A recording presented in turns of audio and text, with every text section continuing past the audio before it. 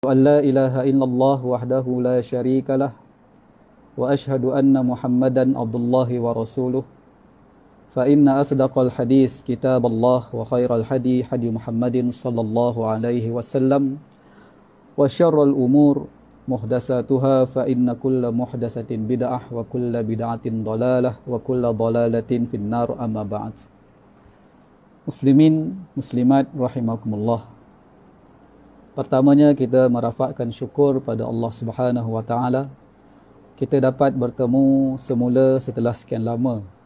Kita tidak bertemu dalam siri kuliah Bulughul Maram, dan insya-Allah pada malam ini, bermula daripada malam ini, insya-Allah kita akan teruskan pengajian kitab Bulughul Maram ni.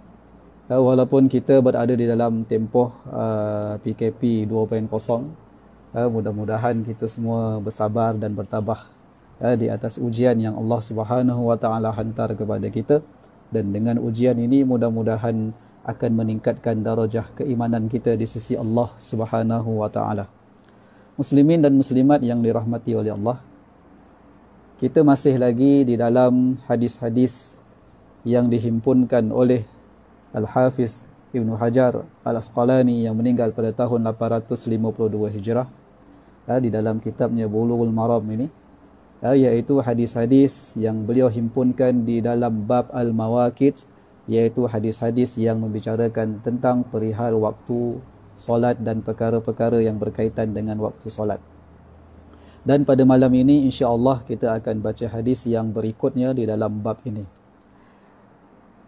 iaitu وأن أبي سعيد الخدري رضي الله تعالى عنه قال سمعت رسول الله صلى الله عليه وسلم يقول لا صلاة بعد الصبح حتى تطلع الشمس ولا صلاة بعد العصر حتى تغيب الشمس متفق عليه.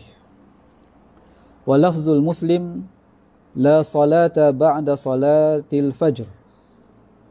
وله أن عقبة bin Amir radhiyallahu ta'ala anhu 3 ساعات كان رسول الله صلى الله عليه وسلم ينهانا أن تصلي فيهن وأن نكبر فيهن موتانا حين تطلع الشمس بازغة حتى ترتفع وحين يقوم قائم الظهيرة حتى تزول الشمس وحين تتضيف الشمس للغروب.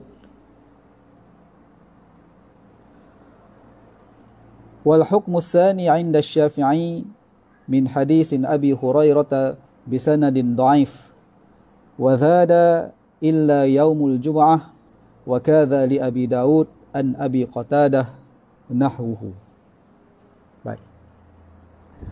Daripada Abi Sa'id Al-Khudri radhiyallahu anhu.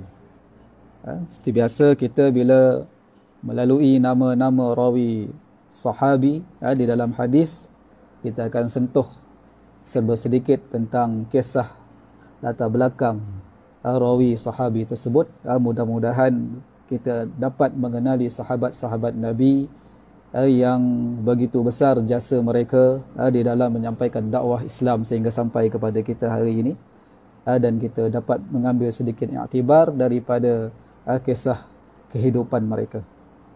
Baik. Di dalam hadis ini, sebagaimana yang kita dengar tadi, hadis ini daripada Abu Sa'id Al-Khudri. Abu Sa'id Al-Khudri radhiyallahu anhu, sahabat Nabi, daripada kalangan Ansar, daripada suku Khazraj. Yang mana kita tahu Ansar ni dia ada dua suku terbesar, iaitu Aus dan Khazraj. Yang mana Abu Sa'id Al-Khudri ini daripada suku Khazraj. Baik. Nama beliau ialah Sa'ad bin Malik bin Sinan, yang mana ayahnya juga merupakan seorang sahabat kepada Nabi SAW. Beliau ni yakni Sa'ad bin Malik bin Sinan, ataupun yang lebih dikenali dengan kunyah Abu Sa'id Al-Khudri ini, dilahirkan di Madinah, iaitu 10 tahun sebelum hijrah Nabi SAW ke Madinah, yang mana yang dikenali sebagai Yathrib, Madinah yang dikenali sebagai Yathrib. sebelum itu. Baik. Pada waktu perang Uhud berlaku, yang mana Abu Sa'id Al-Khudri ni ataupun Sa'ad bin Malik ni, bin Sinan ni, beliau ingin turut sama pergi berperang. Tetapi Rasulullah sallallahu alaihi wasallam tidak membenarkan kerana usianya yang muda ketika itu sekitar 13 atau 14 tahun. Tapi itulah begitu hebatnya para sahabat Nabi, terutama sekali daripada kalangan pemuda-pemuda ini. Mereka begitu bersemangat untuk memperjuangkan agama Allah Subhanahu wa taala bersama-sama dengan Nabi. Di sini menunjukkan apa tuan-tuan? Menunjukkan berjayanya pendidikan madrasah nabawiyah, yang mana mereka ini dididik oleh tangan Nabi sallallahu alaihi wasallam sendiri. Di sini yang perlu kita belajar bentuk kaedah manhaj didikan Nabi sallallahu alaihi wasallam kepada para sahabat baginda, sehingga melahirkan satu generasi yang begitu hebat, yang begitu kental iman mereka. Baik. Ayahnya Malik bin Sinan, yang mana pada ketika itu turut serta di dalam peperangan Uhud dan gugur syahid dalam peperangan tersebut. Abu Sa'id Al-Khudri menyertai sebanyak 12 siri peperangan bersama-sama dengan Rasulullah sallallahu alaihi wasallam dalam memperjuangkan Islam. Hidupnya dihabiskan untuk berkhidmat kepada Rasulullah sallallahu alaihi wasallam untuk sama-sama menyebarkan dan mempertahankan Islam. Beliau termasuk dalam kalangan sahabat Rasulullah sallallahu alaihi wasallam yang banyak meriwayatkan hadis-hadis daripada Nabi sallallahu alaihi wasallam. Bahkan para sahabat mengambil hadis daripada beliau. Antaranya ialah antara para sahabat yang mengambil hadis daripada Abu Sa'id Al-Khudri ini, antaranya ialah Ibnu Abbas, Ibnu Ammar, Jabir, termasuklah juga Mahmud bin Labid, Abu Umamah bin Sahal, dan juga Abu At-Tufail radhiyallahu anhum ajma'in. Ini daripada kalangan sahabat-sahabat Nabi yang mengambil hadis daripada Abu Sa'id Al-Khudri. Manakala terdapat juga daripada kalangan pembesar-pembesar tabi'in yang mengambil hadis daripada beliau, antaranya ialah Ibnu Al-Musib, Abu Usman An-Nahali dan Tariq bin Shihab. Abu Sa'id Al-Khudri ini, dia ni banyaklah catatan ataupun pandangan riwayat yang mengatakan tahun kematian beliau. Antaranya ialah yang dicatat di dalam kitab Al-Isabah fi Tamyiz Sahabah. Antaranya yang dikatakan oleh Al-Waqidi, dia ni meninggal pada tahun 74 Hijrah, dan dikatakan juga pada tahun 64 Hijrah. Adapun pandangan Al-Madaini, yang mana Abu Sa'id Al-Khudri ini meninggal pada tahun 63 Hijrah, dan pandangan Al-Askari, iaitu dia ni meninggal pada tahun 65 Hijrah. Jadi di situ kita lihat, kita dapati banyaknya pandangan di kalangan para ulama sirah dan hadis yang memperkatakan tentang tahun meninggalnya Abu Sa'id Al-Khudri ini. Baik. Itu sedikit cerita ataupun catatan yang boleh saya nukilkan di sini berkaitan dengan kehidupan, sumbangan, tarikh ataupun tahun wafatnya Abu Sa'id Al-Khudri radhiyallahu taala anhu. Qala, katanya, sami'tu Rasulullah sallallahu alaihi wasallam yaqul, aku mendengar Rasulullah sallallahu alaihi wasallam bersabda, la salata ba'da subhi hatta tatlu'a asy-syams. Tiada solat selepas solat subuh sehingga matahari terbit. Wala salata ba'da al-'asri hatta taghiba asy-syams.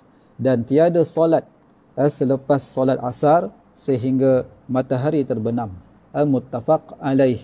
Maknanya hadis ini diriwayatkan oleh Bukhari dan Muslim. Di dalam riwayat, di dalam Sahihul Bukhari, hadis ini bernombor 586, dan pada hadis Muslim, hadis ini bernombor 827. Wa lafzul Muslim, Kita terjemah dulu hadis ini. Wa lafzul Muslim, dan lafaz di sisi Imam Muslim pula ada sedikit tambahan, ada sedikit perbezaan, iaitu la salata ba'da salatil fajr. Ada lafaz yang daripada Imam Muslim berkaitan dengan tema yang sama dengan hadis yang pertama tadi, di mana berbunyi la salata ba'da salatal fajr, iaitu bermaksud tiada solat selepas solat fajar. Walahu Uqbah bin Amir, radhiyallahu anhu. Menurut riwayat Imam Muslim juga, iaitu hadis daripada Uqbah bin Amir. Ini satu lagi rawi sahabat di dalam hadis yang diriwayatkan di sisi Imam Muslim, iaitu Uqbah bin Amir radhiyallahu anhu, ataupun Uqbah bin Amir al-Juhani. Uqbah bin Amir al-Juhani iaitu seorang sahabat Nabi sallallahu alaihi wasallam daripada kalangan golongan awal yang beriman dengan Nabi sallallahu alaihi wasallam. Sumbangan dalam dunia periwayatan hadis, beliau telah meriwayatkan banyak juga hadis daripada Nabi sallallahu alaihi wasallam.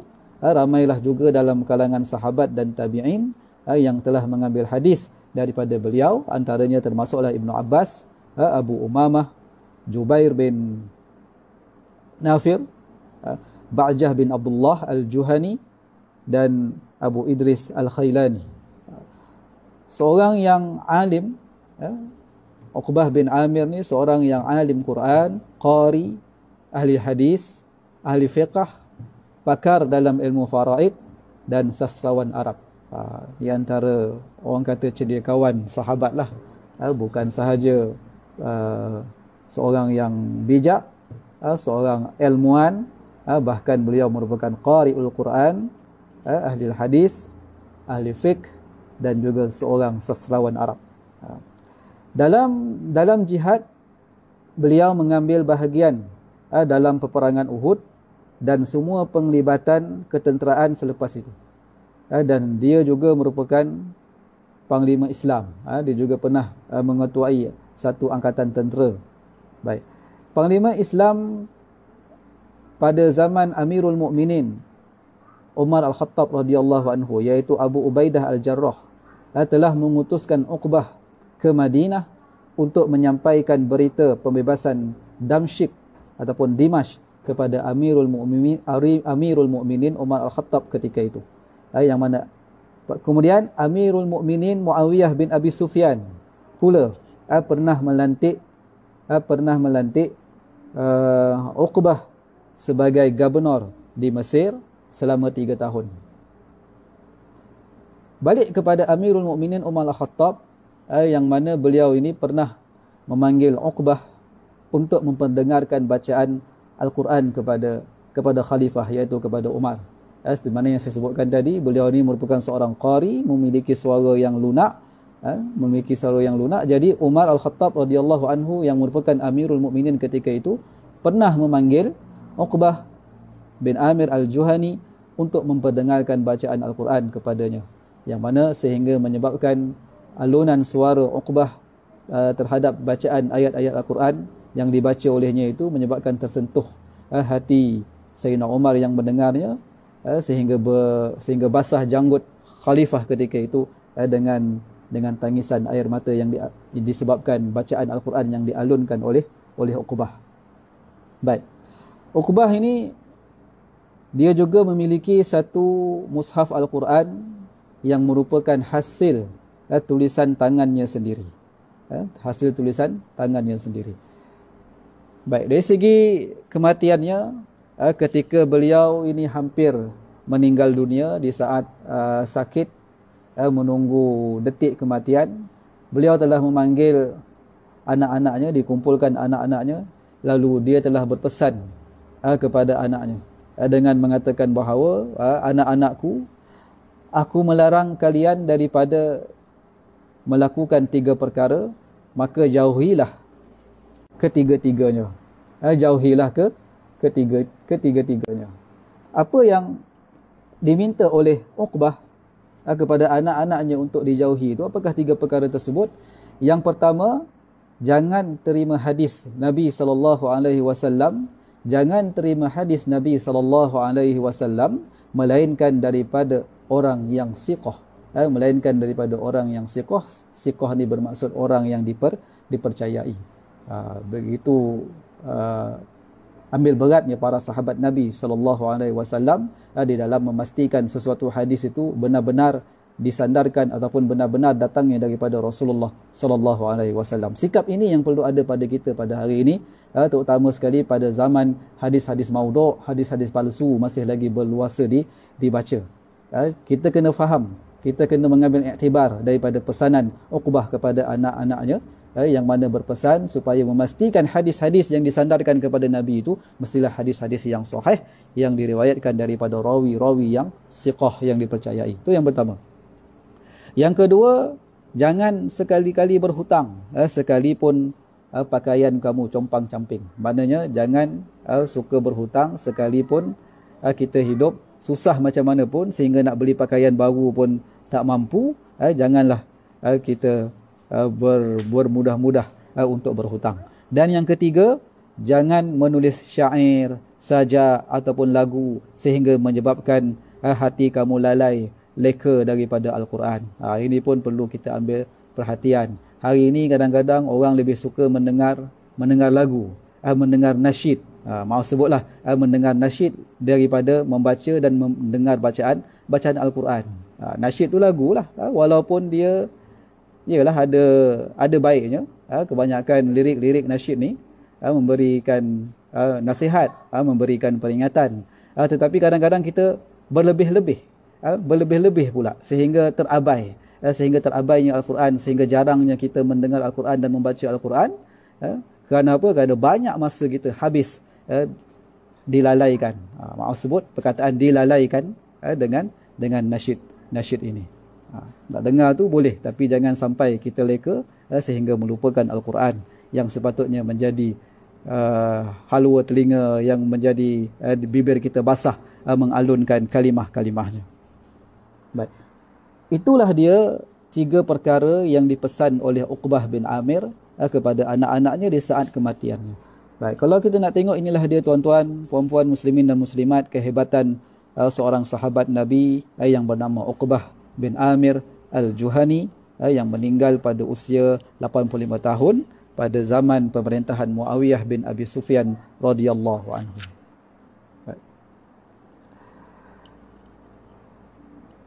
Katanya, salasu sa'at kana Rasulullah sallallahu alaihi wasallam yanhana an tusalliya fihinna. Iaitu adalah Rasulullah sallallahu alaihi wasallam melarang kami menunaikan solat dan menunaikan solat padanya, wa an naqbura fihinna mautana, dan mengkebumikan jenazah pada 3 waktu tersebut. Apakah 3 waktu itu? Hina tatlu asy-syamsu bazighatan hatta tartafi'. Iaitu ketika matahari terbit dengan jelas sehingga matahari naik. Itu yang pertama. Yang kedua, wa hina yaqumu qa'imuz zahirati hatta tazula asy-syams. Ketika matahari di atas kepala sehingga ia tergelincir ke arah barat. Dan yang ketiga, wahina tatadayyafu asy-syamsu lil ghurub. Dan yang ketiga, ketika matahari hampir terbenam. Baik, itu dia 3 waktu yang dilarang, yang Nabi SAW melarang kita melakukan solat dan menguburkan jenazah. Wal hukmu tsani 'inda Asy-Syafi'i, dan hukum kedua menurut Asy-Syafi'i, min hadisin Abi Hurairah bi sanadin dhaif, daripada hadis Abu Hurairah radhiyallahu anhu dengan sanad yang dhaif. Hadis ini ada di dalam Musnad Imam Syafi'i, tetapi ulama hadis menghukumkan sanadnya dhaif. Beliau menambah wazada illa yaumul jum'ah, melainkan hari Jumaat. Wa kadzali Abi Daud an Abi Qatadah nahwuhu. Begitu jugalah riwayat Abu Daud daripada Abu Qatadah yang sama seperti ini di dalam mengatakan lafaz illa yaumul Jumaah, melainkan pada hari Jumaat. Maknanya sebab tadi disebut ada waktu yang Nabi kata dilarang untuk kita menunaikan solat, iaitu ketika bila? Iaitu ketika matahari naik, ketika matahari berada di atas kepala sehingga tergelincir ke arah barat. Jadi solat Jumaat kadang-kadang setengah tempat didirikan yang pada waktu zuhur, yang mana waktu zuhurnya itu kedudukan matahari betul-betul berada tepat di atas kepala. Maka adanya di sisi musnad Imam Syafi'i, yakni di sisi Imam Syafi'i, tambahan lafaz illa yaumul Jumaah, yang mana larangan itu terkecuali pada hari Jumaat.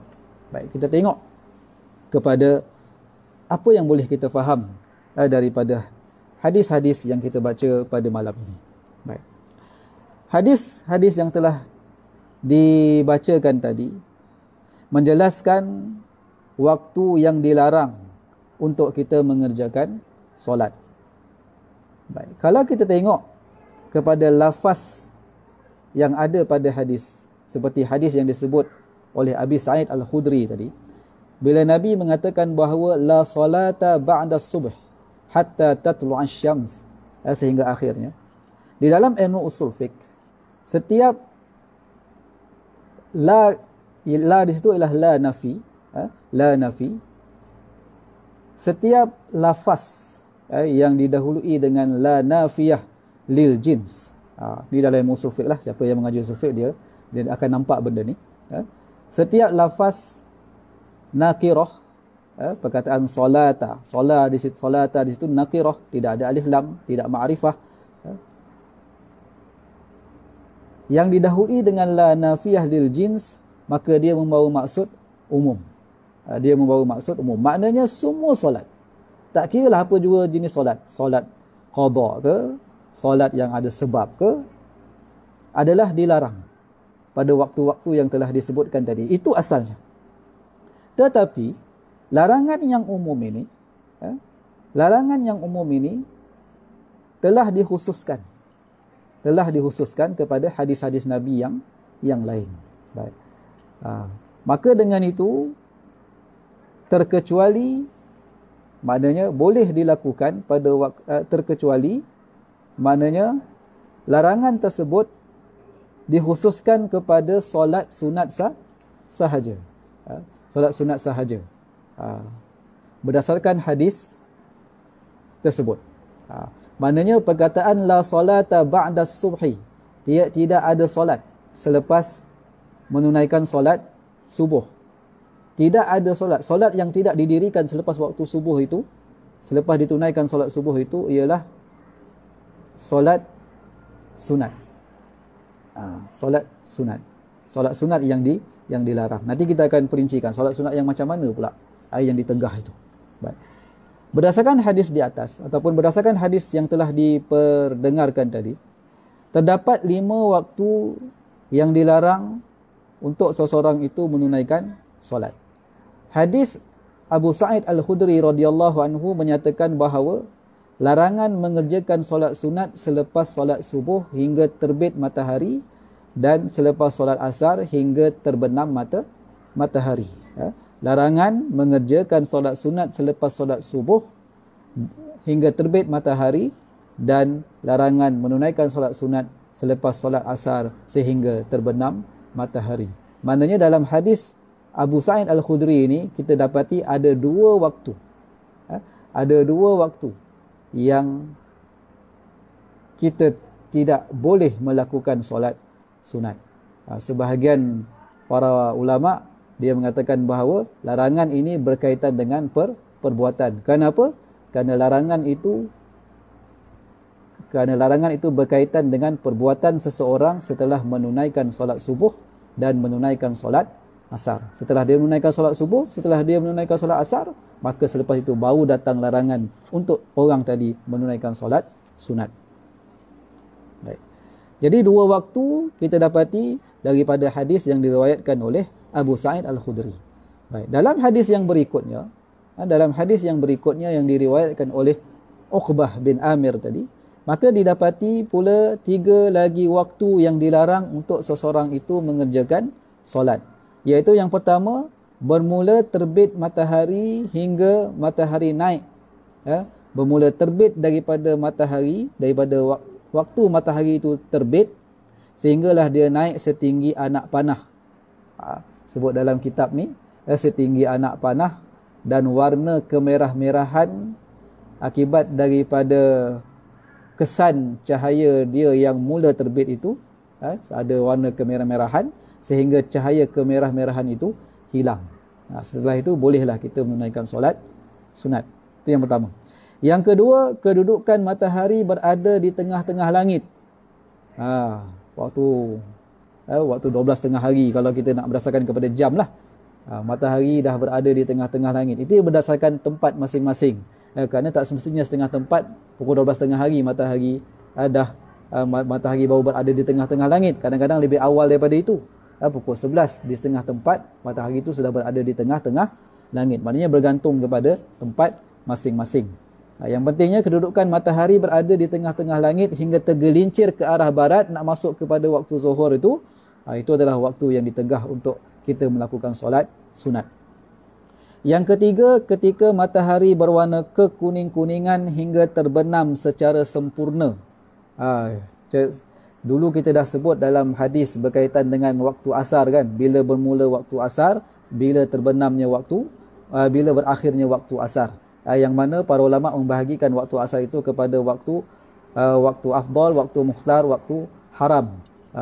Waktu haram tu bila matahari, bila cahaya matahari tu dah kekuning-kuningan di ufuk langit akibat daripada kesan matahari yang sudah mula hendak masuk terbenam. Jadi itu adalah waktu yang kita dilarang untuk melakukan solat sunat sehinggalah terbenamnya matahari. Baik, 3 waktu yang disebut di dalam hadis Uqbah bin Amir dan 2 waktu yang disebut di dalam hadis yang diriwayatkan oleh Abu Sa'id Al-Khudri tadi, maka kita dapati ada 5 waktu kesemuanya yang dilarang untuk kita melakukan solat sunat.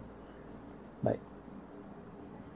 Dan sebagaimana hadis yang diriwayatkan oleh Uqbah bin Amir tadi, terdapat satu lagi larangan selain daripada menunaikan solat sunat, iaitu dilarang untuk kita mengkebumikan jenazah. Mengkebumikan jenazah, yang mana kita boleh dapati mafhum daripada hadis Uqbah bin Amir tadi.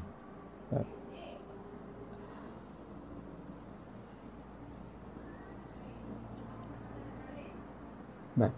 Saya sebutkan tadi, solat yang dilarang untuk dilakukan pada waktu-waktu tadi adalah solat sunat.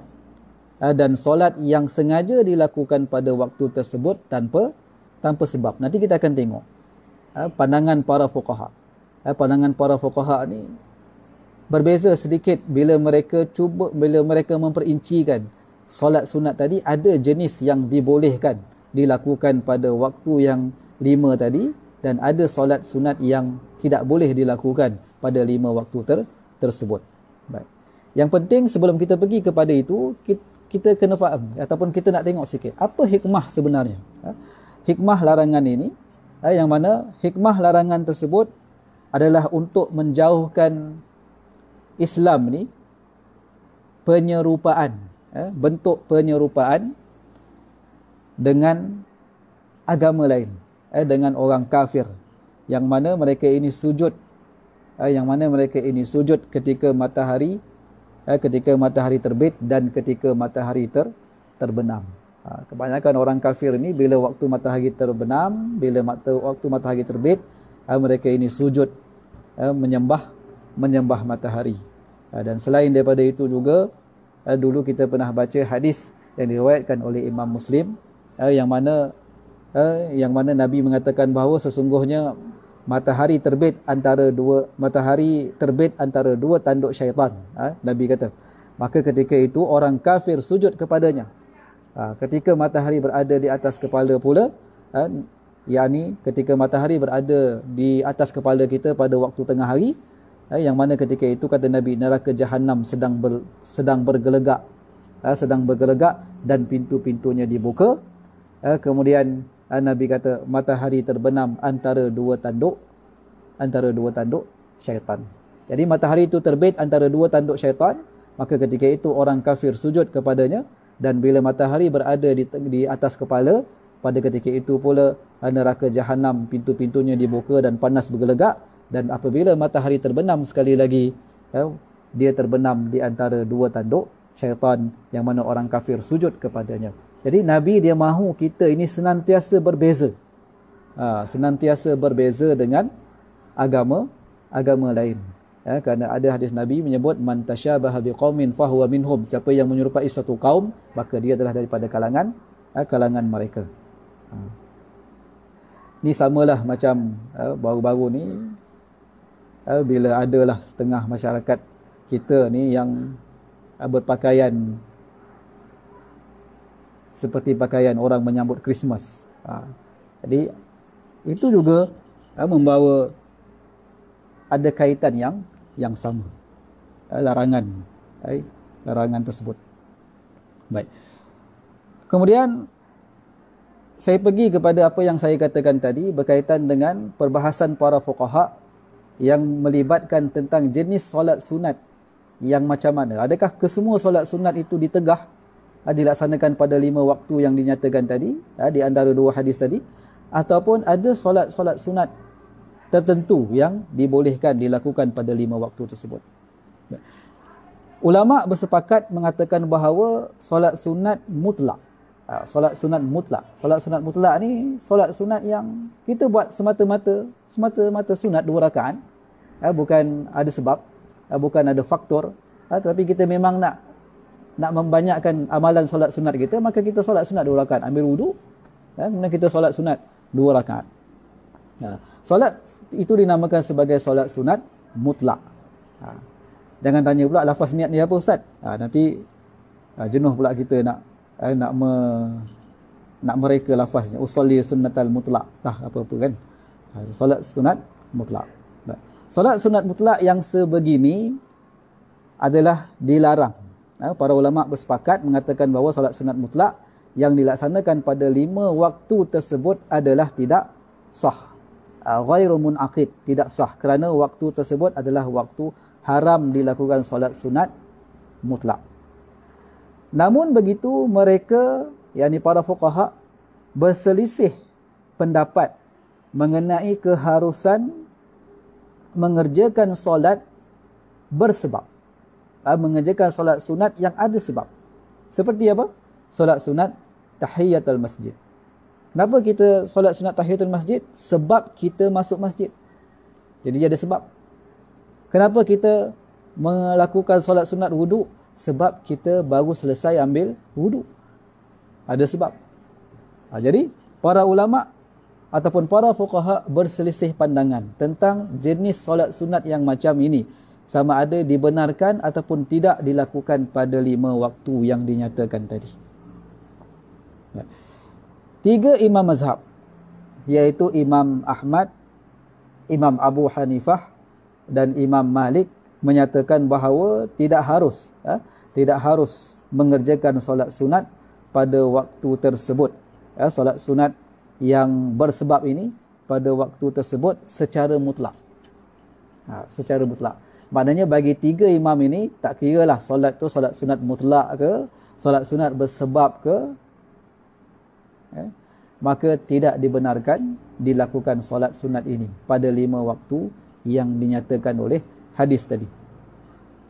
Manakala Al-Imam Syafi'i rahimahullahu ta'ala pula berpendapat bahawa harus mengerjakan solat sunat pada waktu tersebut sekiranya bersebab.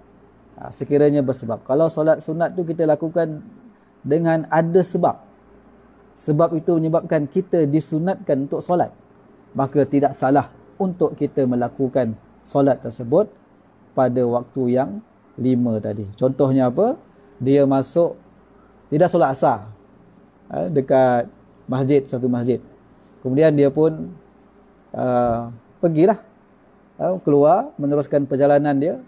Kemudian mungkin dia ada hajat mungkin mau ke tandas, dia pun cari masjid. Cari masjid. Dia pergi tandas, dia tunaikan hajat dia, pergi tandas masjid, kemudian dia ambil wudu. Dia ambil wudu, dia masuk dewan solat. Dia dah solat asar. Kalau ikut hadis Abu Sa'id Al-Khudri tadi, tak boleh dia solat sunat selepas melakukan solat asar. Tapi oleh kerana dia masuk masjid dan dia telah mengambil wudu, maka tidak mengapa untuk dia menunaikan solat sunat tahiyatul masjid.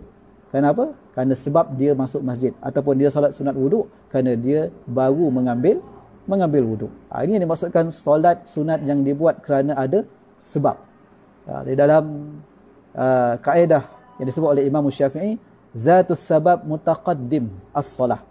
Sebab itu mendahului solat. Maknanya dia masuk masjid, sebab dia solat sunat tahiyatul masjid itu telah mendahului daripada perbuatan solatnya. Maknanya bila dia masuk masjid, solat sebab tu berlaku dahulu, kemudian solat tu berlaku kemudian. Maknanya dalam keadaan demikian, dia boleh melakukan solat sunat tahiyatul masjid walaupun pada waktu yang salah satu daripada 5 waktu yang disebutkan tadi. Jadi Imam Syafi'i berpendapat bahawa harus mengerjakan solat sunat pada waktu tersebut sekiranya bersebab. Dan Imam Syafi'i berkata harus seseorang itu qada semua solat yang luput daripada waktunya dalam 3 waktu yang dilarang, dan boleh mengerjakan solat sunat yang bersebab. Maknanya solat sunat yang bersebab boleh dibuat pada waktu yang dilarang, dan solat qada fardu yang telah luput waktunya pun boleh dilakukan sekalipun pada waktu-waktu yang telah disebutkan oleh Nabi dilarang untuk kita melakukan solat pada waktu tersebut. Baik. Maksud solat sunat bersebab, kalau kita nak perincikan sedikit, ialah solat yang disunatkan dengan sebab syarak. Solat sunat yang dilakukan dengan sebab syarak tertentu, sama ada sebab yang mendahului solat, seperti solat tahiyatul masjid yang saya sebutkan tadi, zatus sabab mutaqaddim, atau sebab yang seiring dengan solat sunat, zatus sabab muqarin. Sebab dan solat sunat tadi berjalan seiring. Contohnya apa? Solat sunat gerhana. Bila kita disunatkan untuk melakukan solat sunat gerhana matahari dan bulan, ketika gerhana itu berlaku. Jadi ketika gerhana itu berlaku, kita melakukan solat sunat tersebut. Jadi pelaksanaan solat sunat itu seiring dengan sebab solat sunat itu dilakukan. Apakah sebab solat sunat itu dilakukan? Iaitu sedang berlaku gerhana matahari ataupun gerhana bulan. Ini disebut sebagai zatus sabab muqarin. Sebab solat sunat itu dilakukan seiring berjalan. Kerana bila habis sahaja gerhana, dah hilang galakan untuk kita melakukan solat sunat gerhana. Ataupun sebab yang menyusuli kemudian daripada solat, seperti solat sunat ihram. Maknanya sebab solat sunat itu dilakukan berlaku kemudian. Solat sunat dahulu, tapi sebabnya kemudian. Seperti apa? Ihram, solat sunat ihram. Dia berniat ihram dahulu. Dia berniat ihram kemudian, tapi dia solat sunat sebelum dia berniat ihram. Jadi solat sunat ihram itu dilakukan sebelum ihram itu terjadi. Sebelum ihram itu berlaku. Ini kena faham baik-baik, jangan confuse pula. Ini 3 jenis solat sunat yang disebut di dalam mazhab Asy-Syafi'i. Dalam hal ini menurut Imam Syafi'i, solat sunat yang mempunyai sebab terdahulu dan seiring dengan solat sunat dengan solat sahaja diharuskan. Bagi Imam Syafi'i,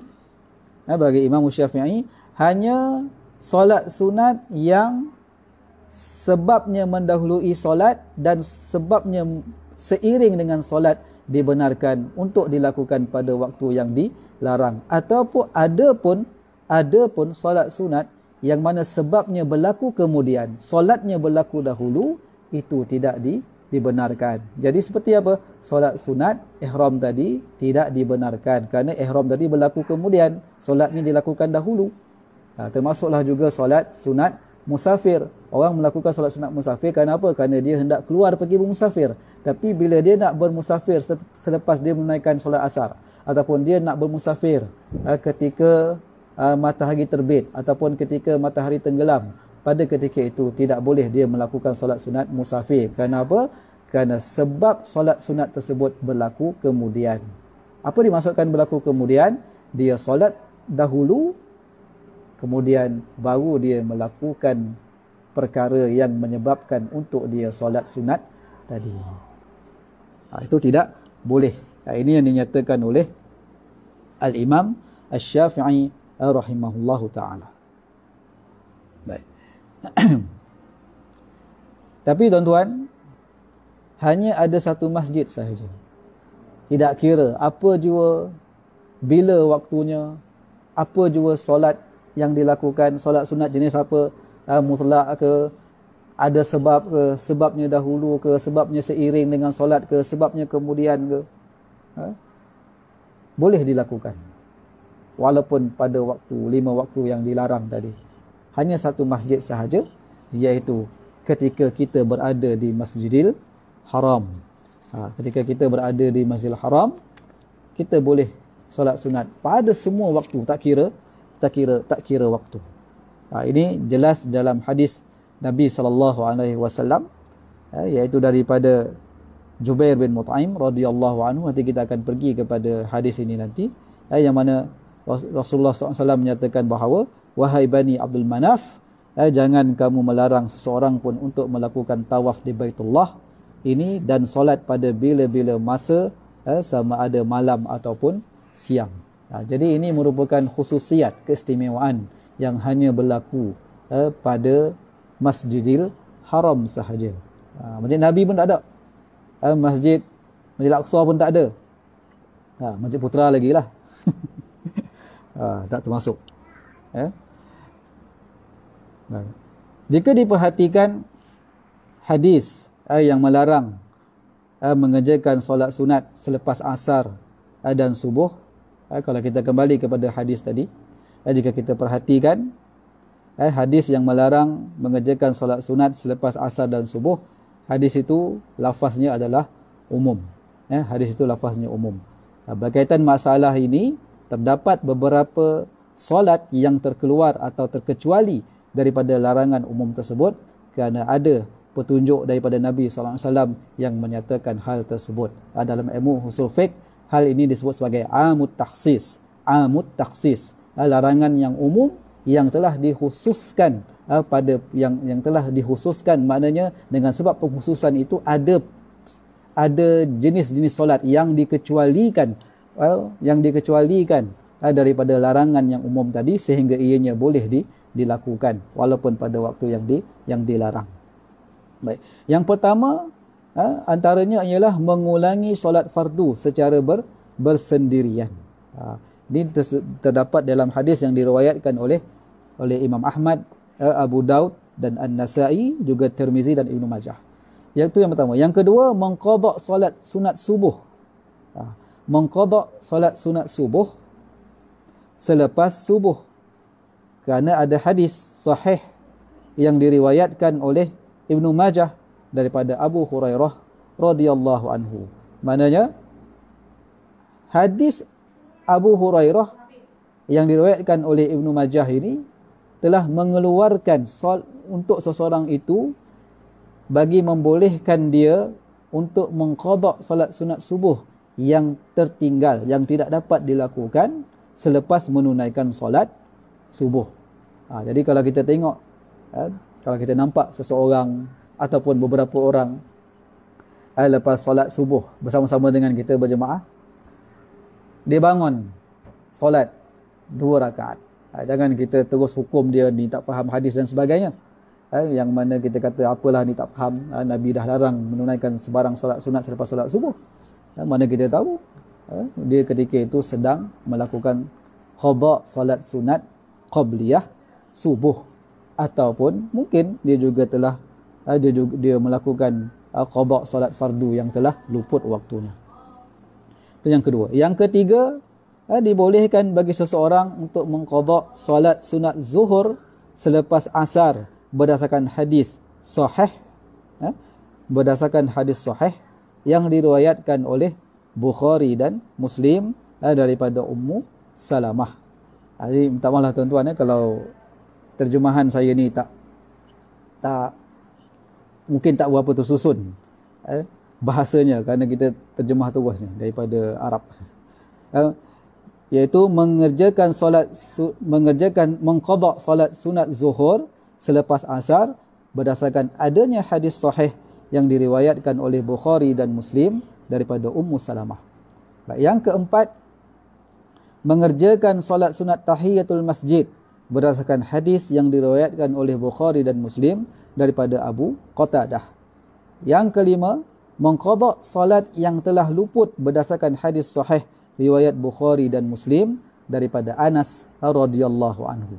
Yang keenam, mengerjakan solat jenazah berdasarkan kepada sabda Nabi SAW kepada Ali yang diriwayatkan oleh Tirmizi, yang mana lebih kurang maksudnya, wahai Ali, jangan kamu melewatkan tiga perkara, iaitu solat apabila masuk waktunya, solat ke atas jenazah, mengahwinkan gadis apabila telah mendapat jejaka yang sekufu. Tak apalah, soal kahwin tu kita tolak tepi dulu. Yang penting kita nak khususkan yang berkaitan dengan tajuk kita pada malam ini, iaitu apa? Solat ke atas jenazah. Bila dah ada jenazah bersedia untuk disolatkan, jenazah itu sudah sedia untuk disolatkan, walaupun pada waktu yang dilarang, maka hendaklah kita segerakan melakukan solat jenazah. Ini berbeza, tak sama dengan mengkuburkan jenazah tadi. Itu berbeza. Itu ada. Itu dalam bab menguburkan jenazah, yang mana dilarang oleh Nabi untuk dilakukan pada 3 waktu yang disebutkan tadi. Yang terakhir, yang ketujuh, mengerjakan solat sunat gerhana matahari berdasarkan hadis Nabi SAW yang diriwayatkan oleh Bukhari dan Muslim, yang bermaksud lebih kurang apabila kamu melihat gerhana, maka bersegeralah kamu untuk melakukan solat. Baik, itu dia hadis-hadis daripada Nabi SAW yang mentahsiskan larangan yang umum yang ada pada hadis Abu Sa'id Al-Khudri.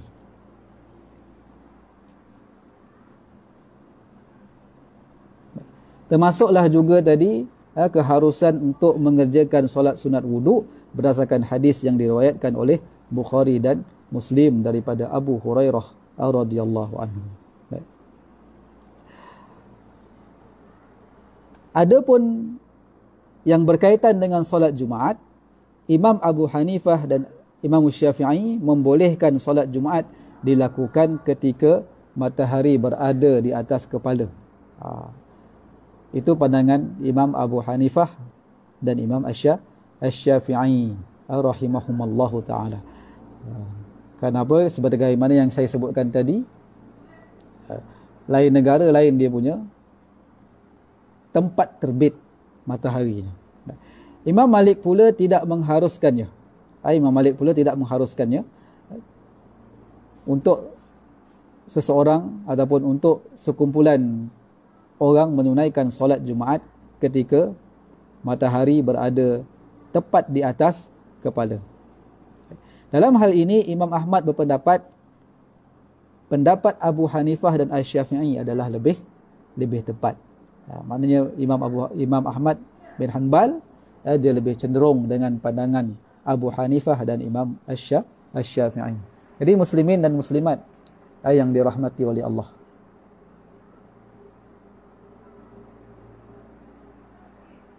baik, tadi saya ada sebut tentang pandangan para fuqaha, termasuklah 3 imam mazhab yang melarang untuk dilakukan solat sunat mutlak. Solat sunat mutlak, sama ada solat itu mutlak ataupun solat itu bersebab, untuk dilakukan pada waktu-waktu 5 yang dilarang. Termasuklah di kalangan mereka itu ialah Imam Ahmad. Namun ada pandangan kedua di sisi Imam Ahmad yang mana mirip dengan pandangan yang disebut oleh Imam Asy-Syafi'i. Maknanya kalau solat sunat itu bersebab dan sebab itu mendahului ataupun sebab itu beriringan dengan solat sunat yang didirikan, maka ia dibenarkan. Okey. Alhamdulillah. Itulah apa yang boleh kita fahami ataupun beberapa hukum fiqh yang boleh kita keluarkan daripada hadis-hadis yang dibacakan pada malam ini, iaitu hadis yang menyentuh tentang 5 waktu yang dilarang untuk kita melakukan solat sunat. Okey. Baik. Kita tengok sedikit pengajaran hadis. Apa yang boleh kita ambil iktibar daripada hadis ini, hadis-hadis yang kita baca pada malam ini. Yang pertama, haram mendirikan solat sunat pada 5 waktu yang diharamkan, iaitu selepas solat subuh hingga matahari terbit, daripada matahari terbit hingga naik setinggi anak panah. Ketika naik setinggi anak panah ni lebih kurang 15 minit lah. 15 minit selepas terbitnya matahari, kalau kita nak berdasarkan jam pada hari ini. Ketika matahari berada di tengah hingga tergelincir ke barat, selepas solat asar hingga matahari terbenam, dan selepas matahari menguning hingga terbenamnya secara sempurna. Dan sebagaimana yang tuan-tuan telah difahamkan tadi, jangan kita terlepas tentang pengharaman mendirikan solat sunat terhadap 5 waktu ini, yang mana ada khilaf di kalangan para fuqaha berkaitan dengan jenis-jenis solat sunat yang diharamkan untuk dilakukan pada 5 waktu tersebut, manakala ada pula jenis solat sunat yang boleh dilakukan walaupun pada 5 waktu yang diharamkan ini. Yang kedua, diharuskan solat qada dan solat yang mempunyai sebab terdahulu pada waktu yang dilarang. Yang ketiga, larangan ini tidak berlaku bagi orang yang sempat 1 rakaat daripada solat subuh sebelum matahari terbit, dan bagi orang yang mendapat 1 rakaat daripada solat asar sebelum matahari terbenam. Baik, iktibar yang ketiga ini ada kaitannya dengan hadis yang kita baca terdahulu, yang mana hadis yang diriwayatkan oleh Abu Hurairah yang menyebut man adraka raka'atas subh, siapa yang mendapat 1 rakaat subuh, maknanya 1 rakaat subuh tu dalam waktu subuh, 1 rakaat yang kedua tu dah habis waktu subuh, matahari dah terbit. Ini tidak menjejaskan. Larangan ini tidak menjejaskan kepada orang yang demikian pelaksanaan waktu solat subuhnya. Maknanya solat subuhnya tetap sah. Begitulah juga dengan mereka yang 1 rakaat waktu asar, yang mana selebih rakaatnya yang lain tu matahari dah terbenam. Juga larangan yang disebut dalam hadis Abu Sa'id Al-Khudri tadi tidak terpakai kepada orang yang solat asarnya begitu keadaannya tadi. Yang keempat, solat Jumaat ketika kedudukan matahari berada di atas kepala adalah dibolehkan berdasarkan pendapat Imam Abu Hanifah, Asy-Syafi'i dan riwayat kedua Imam Ahmad. Yang kelima, larangan mengebumikan, menanam jenazah pada waktu yang dilarang solat kecuali dalam keadaan darurat ataupun terpaksa. Ini tengok situasi lah. Tengok situasi keadaan pada ketika itu. Yang keenam, Islam melarang menyerupai agama lain, terutamanya orang musyrikin, dalam bentuk peribadatan mereka. Yang ketujuh, umat Islam seharusnya mempunyai identiti jati diri tersendiri yang berbeza dengan agama lain dalam semua aspek. Dalam semua aspek ibadah, kehidupan, cara pakaian mestilah berbeza. Apatah lagi kalau umpamanya pakaian itu memang pakaian melambangkan agama. Dan yang terakhir, semua perkara atau jalan yang boleh membawa kepada syirik adalah haram hukumnya. Baik, itu beberapa perkara yang boleh kita ambil iktibar daripada hadis-hadis yang berkaitan dengan waktu-waktu yang ditegah untuk kita melakukan solat sunat. Baik, muslimin dan muslimat yang dirahmati oleh Allah. Mungkin ada sedikit kekeliruan berkaitan dengan larangan solat sunat pada ketika matahari terbit. Kerana ada beberapa orang lah sebelum ini pernah bertanya kepada saya tentang isu solat sunat isyraq. Solat sunat isyraq. Yang mana kita tahu galakan untuk melakukan solat sunat isyraq ini dalam sebuah hadis yang diriwayatkan oleh Imam At-Tirmizi, di mana Nabi SAW menyebut, man shalla al-ghadah fi jama'ah summa qa'ada yazkurullah hatta tatlu' asy-syamsu summa shalla rak'ataini kanat lahu ka'ajrin hajjatin wa umratin tammatin. Yang bermaksud, sesiapa solat subuh berjemaah kemudian duduk berzikir kepada Allah sehingga naik matahari dan mengerjakan solat 2 rakaat, yakni solat sunat isyraq, maka adalah baginya pahala seperti pahala haji dan umrah yang sempurna, kata Nabi SAW. Hadis riwayat At-Tirmizi dan At-Tabrani. Baik. Ibnu Abbas, dia menamakan solat duha yang dilakukan pada awal waktu tersebut sebagai isyraq. Baik. Ibnu Abbas, dia menyatakan orang yang menunaikan solat sunat di awal waktu matahari terbit, dengan nama solat isyraq. Ia dinamakan dengan nama tersebut kerana ia didirikan selepas waktu syuruk, iaitu selepas waktu matahari sedang terbit. Namun begitu, walaupun solat isyraq adalah solat yang dilakukan pada waktu solat duha, terdapat beberapa perbezaan. Ini kita sentuh sikitlah. Terdapat beberapa perbezaan antara solat isyraq dan solat duha. Antara perbezaan itu ialah waktu solat isyraq ialah solat duha yang dilaksanakan pada awal waktunya. Maksudnya apa? Solat sunat isyraq yang kita dirikan itu adalah pada waktu duha. Waktu duha, dalam waktu duha. Ini kerana solat duha itu sendiri bermula apabila terbitnya matahari. Sehinggalah sebelum matahari tegak di atas kepala.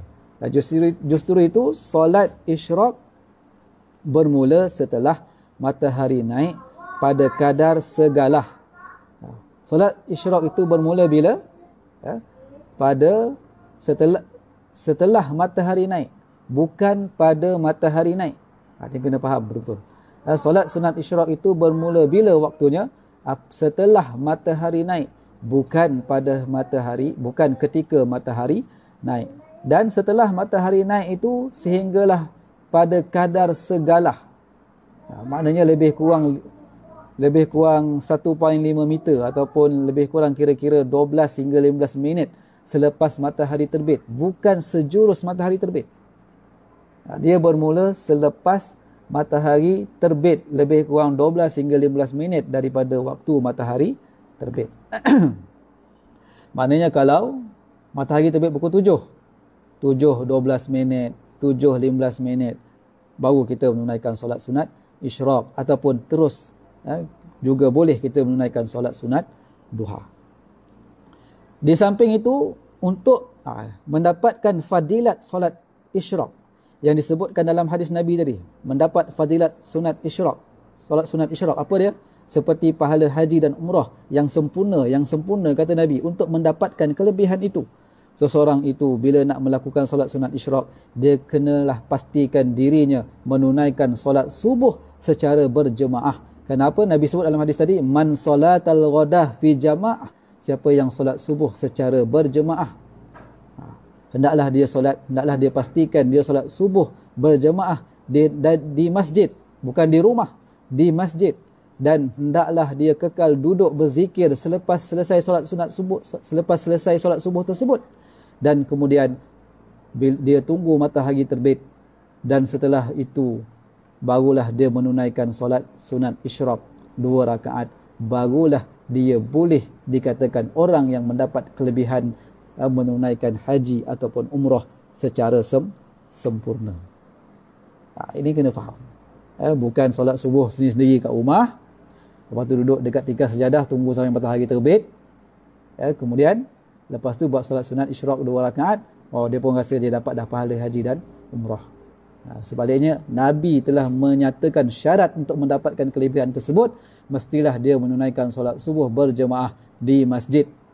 Kemudian dia tunggu, dah selesai solat subuh, dia tunggu, duduk berzikir, mengingati Allah, sehingga apabila matahari terbit, setelah itu barulah dia menunaikan solat sunat isyraq, barulah dikatakan dia mendapat pahala haji dan umrah.